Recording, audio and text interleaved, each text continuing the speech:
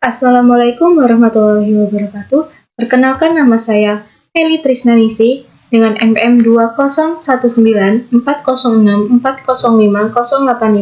Prodi PGSD 6B. Di sini saya akan menjelaskan materi tentang administrasi kepramukaan gugus depan.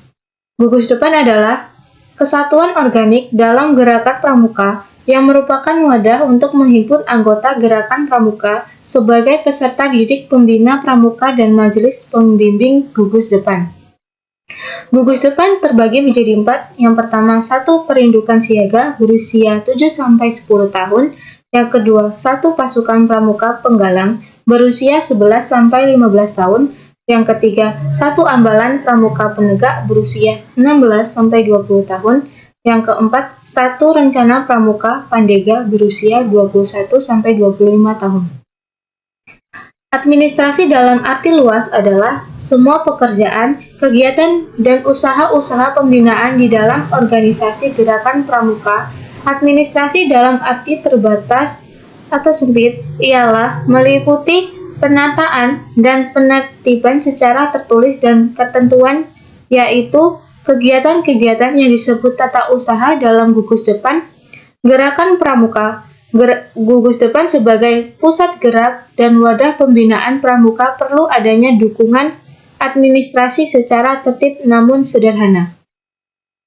Administrasi gugus depan adalah semua perencanaan, kegiatan, dan tata cara tulis-menulis dalam lingkungan gugus depan atau gudep.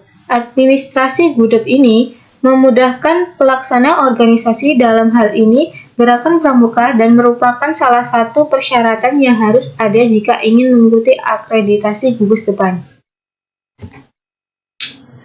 Yang selanjutnya yaitu program kerja gudep. Program kerja gudep terbagi menjadi 2. Yang pertama, program kerja tahunan. Program kerja tahunan merupakan rencana kegiatan yang menjadi dasar pelaksana kegiatan selama 1 tahun. Prota ini dijabarkan menjadi 3 tahapan yang masing-masing berlaku selama 4 tahun atau catur wulan.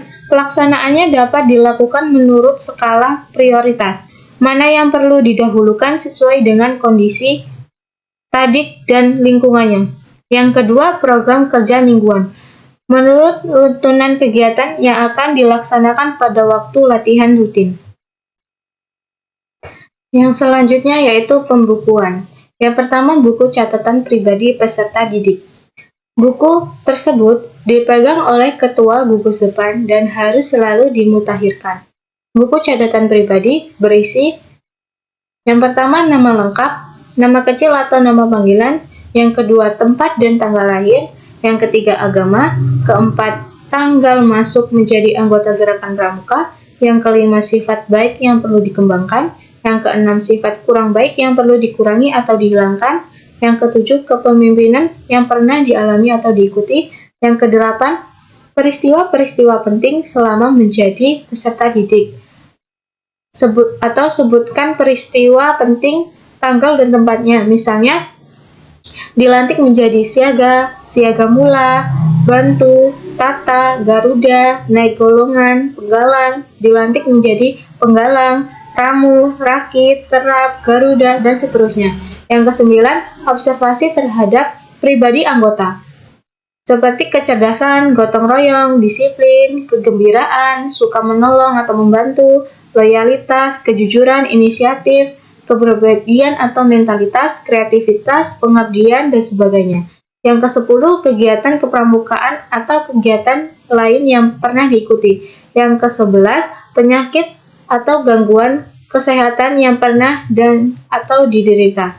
Yang terakhir, mutasi anggota dan sebagainya. Yang kedua, buku registrasi.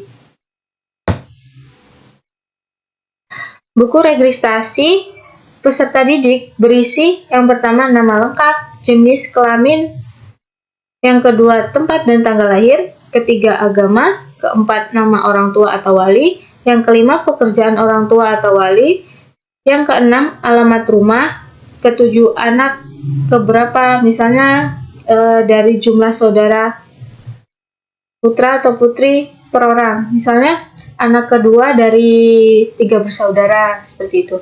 Yang ke-8, golongan darah. Ke-9, sekolah. 10, bakat dan hobi. 11, hal-hal yang perlu diperhatikan, seperti kebiasaan, kesehatan, bahasa yang dikuasai, dan lain-lain.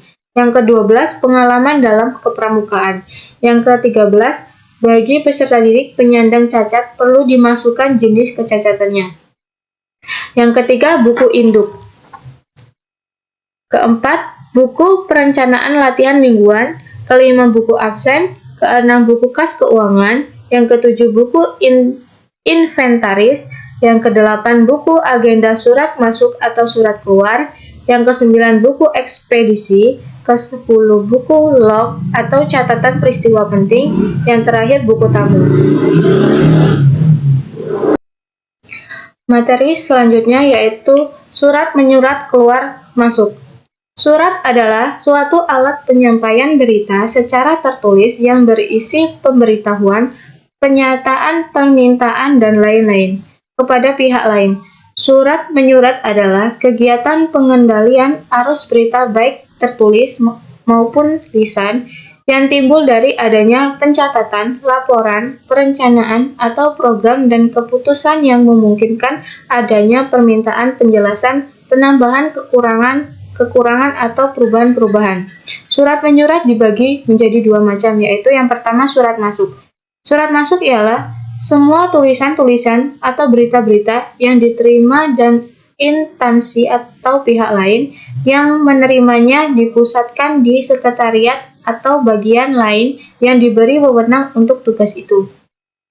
Yang kedua, surat keluar. Surat keluar ialah semua tulisan-tulisan yang dikirimkan kepada instansi atau pihak lain yang setiap konsep untuk diajukan kepada pimpinan disalurkan melalui kepada sekretaris atau sekretariat atau pejabat yang diberi wewenang meneliti.